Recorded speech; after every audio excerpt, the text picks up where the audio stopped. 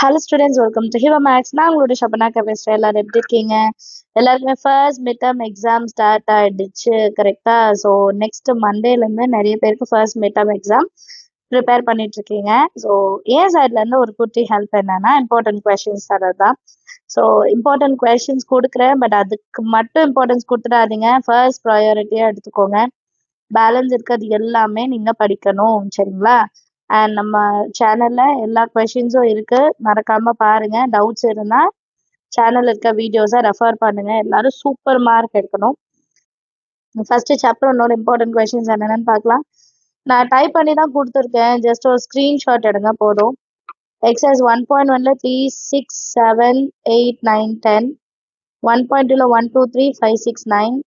1.3 and 1.4ல எல்லாமே படிக்கணும். முக்கியமாக அந்த டொமைனை ரேஞ்ச் வர்ற சம்ஸ் எல்லாமே ரொம்ப ரொம்ப ரொம்ப கேர்ஃபுல்லாக பார்க்கணும்.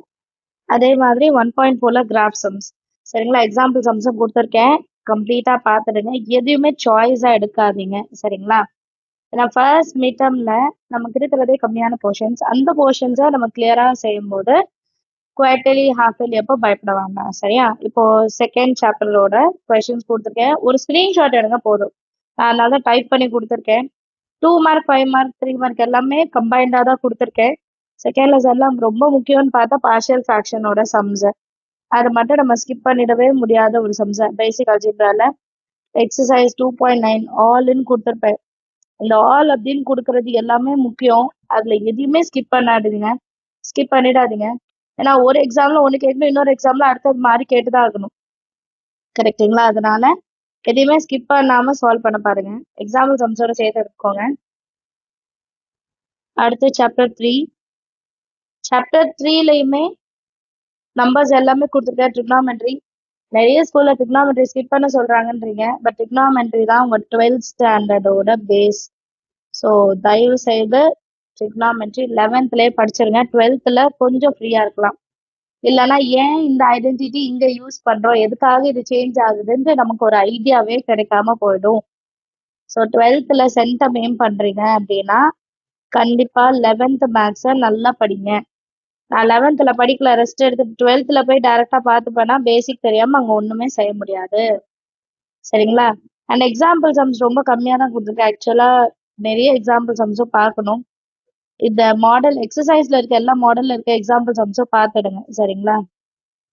அப்புறம் சாப்டர் 4ல இருக்க சம்ஸும் பாருங்க.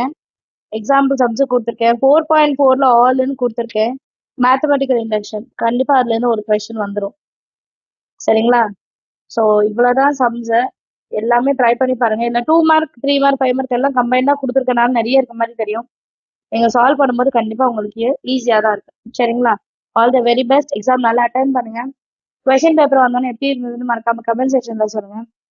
நீங்க இப்ப 11th படிக்கிறது 12th அப்படின்னு நினைச்சிட்டு படிங்க.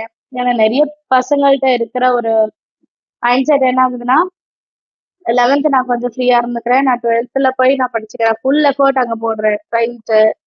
12th போய் நம்ம ஃபுல் எஃபோர்ட் போடுவோம், பட் பேசிக் தெரியணும்னா 11th நீங்க இம்பார்ட்டன்ஸ் கொடுத்தா மட்டும்தான் 12th பேஸ் புரியும்.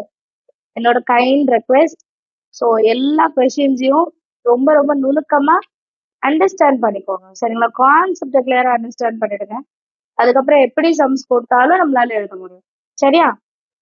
நம்ம சேனல் இது வரைக்கும் சப்ஸ்கிரைப் பண்ணலாம், மறக்காம சப்ஸ்கிரைப் பண்ணுங்க. கூட பெல் ஐகான் செலக்ட் பண்ணிடுங்க. தேங்க்யூ ஸோ மச் ஃபார் வாட்சிங்.